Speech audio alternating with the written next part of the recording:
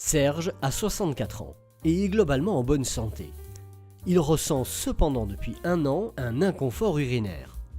Désormais, tous les jours, les envies d'uriner en journée sont de plus en plus fréquentes et ses mictions de plus en plus rapprochées, toutes les heures ou toutes les 2 heures. Ce qui le gêne, surtout au quotidien, ce sont les envies pressantes d'uriner.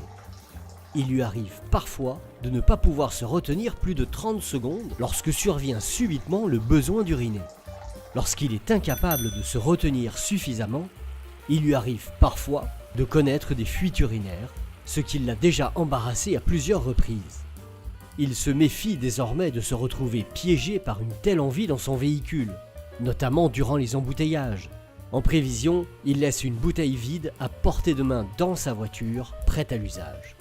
Les envies pressantes se font aussi particulièrement ressentir au moment de l'arrivée au parking de son domicile, ou lorsqu'il se trouve sur le pas de la porte de l'entrée de sa maison. Les envies pressantes d'uriner, ou impériosité, sont une des manifestations de l'hypertrophie bénigne de prostate, pathologie pour laquelle il existe aujourd'hui un traitement mini-invasif, efficace et bien toléré. L'adénome de prostate, encore appelé hypertrophie ou hyperplasie bénigne de prostate, peut occasionner un ensemble de symptômes qu'on appelle les symptômes du bas appareil urinaire. L'adénome de prostate, qu'est-ce que c'est? C'est une augmentation du volume de la prostate et lorsqu'elle grossit au fil du temps sous l'effet des hormones masculines qu'on appelle les androgènes, sa consistance va devenir plus dure que d'ordinaire et ça va appuyer sur les structures de l'appareil urinaire et générer les symptômes.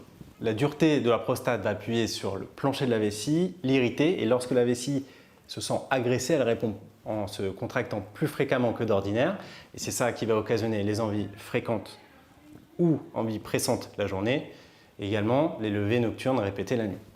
Aussi, la dureté de la prostate va générer des symptômes d'obstruction à l'écoulement des urines, c'est-à-dire que le tuyau de sortie des urines, l'urètre qui passe au milieu de la prostate, va être comprimé et la vessie qui est au-dessus doit se contracter pour vider les urines et donc la résultante est que le jet est beaucoup plus faible. Le muscle de la vessie au fil du temps peut aussi s'abîmer à force de se contracter, on appelle ça la vessie de lutte. Lorsque les symptômes sont modérés, on propose un traitement médicamenteux par alpha-bloquant. Lorsque ce traitement s'épuise, c'est-à-dire au bout de quelques années, ou qu'il est mal toléré par le patient, on propose une chirurgie de résection ou, en alternative, une embolisation.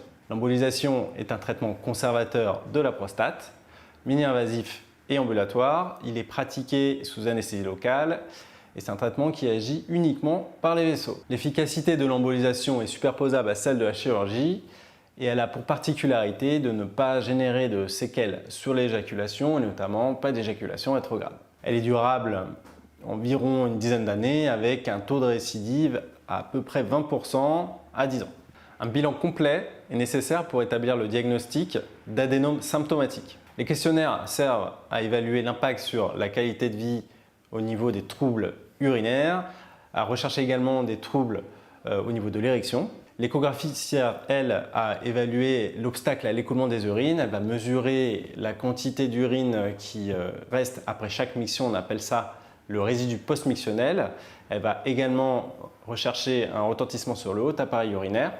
Et enfin, l'IRM va évaluer la morphologie et le volume de la prostate et couplé au PSA, elle permettra d'éliminer des pathologies vésico-prostatiques et notamment un cancer.